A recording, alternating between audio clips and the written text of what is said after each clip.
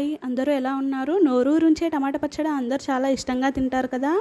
ఇది ఎక్కువ టైం పట్టకుండా చాలా రోజులు నిల్వ ఉండేలాగా 10 మినిట్స్లో ఎలా చేసుకోవాలో ఈ వీడియోలో నేను చూపిస్తాను.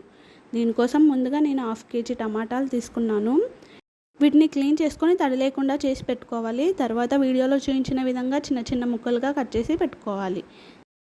తర్వాత ఒక ప్యాన్ తీసుకొని దాంట్లో ఆయిల్ యాడ్ చేసి ప్యాన్కి మొత్తం స్ప్రెడ్ అయ్యేలాగా ఆయిల్ని అప్లై చేసుకోవాలి. దీనిలోకి ముందుగా కట్ చేసి పెట్టుకున్న టమాటా ముక్కలు వేసుకొని కాసేపు మగ్గించుకోవాలి. దీంట్లోకి సాల్ట్ వేసుకుంటే కొంచెం ఫాస్ట్గా ఉడికిపోతుందండి టమాటా ముక్కలు. కాబట్టి కొంచెం సాల్ట్ యాడ్ చేసుకొని కలుపుకొని మూత పెట్టుకొని కాసేపు మగ్గించుకోవాలి. కాసేపు ముక్కలు మగ్గిన తర్వాత దీనిలోకి ఒక పెద్ద నిమ్మకాయ సైజు చింతపండును తీసుకోవాలి. దీంట్లో నారలు లేకుండా చూసుకొని చింతపండును తీసుకొని దీంట్లో వేసుకొని ఉడికించుకోవాలి. చింతపండు టమాటా బాగా ఉడికే వరకు మూత పెట్టుకొని మగ్గించుకోవాలి. టమాటా ముక్కల్లో ఉడికే అప్పుడు వాటర్ ఊరుతుంది కదా, ఆ వాటర్ అంతా పోయే వరకు టమాటాలను బాగా ఉడికించుకోవాలి.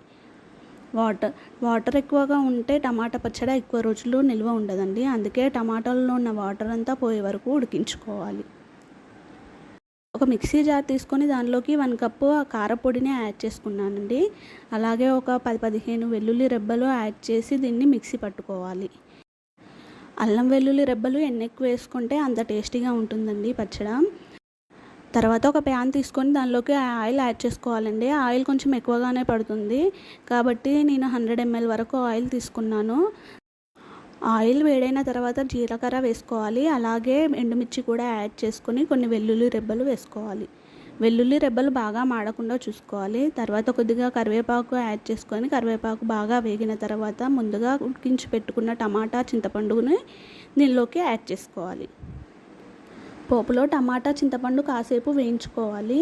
ఎందుకంటే ఏదైనా వాటర్ ఉంటే ఇలా పోపులో వేయించుకోవడం వల్ల వాటర్ తగ్గిపోయి టమాటా పచ్చడి ఎక్కువ కాలం నిల్వ ఉంటుందండి. తర్వాత స్టవ్ ఆఫ్ చేసి పోపు పెట్టుకున్నది చల్లారేంత వరకు పక్కన ఉంచుకోవాలి. తర్వాత దీనిలోకి జీలకర్ర పొడి, మెంతి పొడి యాడ్ చేసుకొని ముందుగా మిక్సీ పట్టుకున్న కారపొడిని యాడ్ చేసుకోవాలి.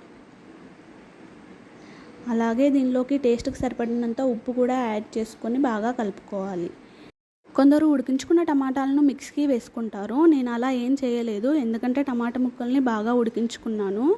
పచ్చడి ఊరిన తర్వాత ఈ టమాటా ముక్కలు చాలా టేస్టీగా తగులుతాయండి. అందుకే మిక్సీ పట్టుకోకుండా వేసుకొని ట్రై చేయండి, చాలా టేస్టీగా వస్తుంది. చూసారు కదా, 10 మినిట్స్లో ఈజీగా చేసుకునే ఈ టమాటా పచ్చడి ఎవరైనా చేసుకోవచ్చు. నేను ఈ వీడియోలో సింపుల్ ప్రాసెస్లో చూపించాను. మీరు కూడా ఇలా ట్రై చేసి టేస్ట్ ఎలా వచ్చిందో కామెంట్ చేయండి. Thank you for watching video and please subscribe my channel. And ఈ వీడియో మీకు నచ్చినట్లయితే మీ ఫ్రెండ్స్కి షేర్ చేయండి.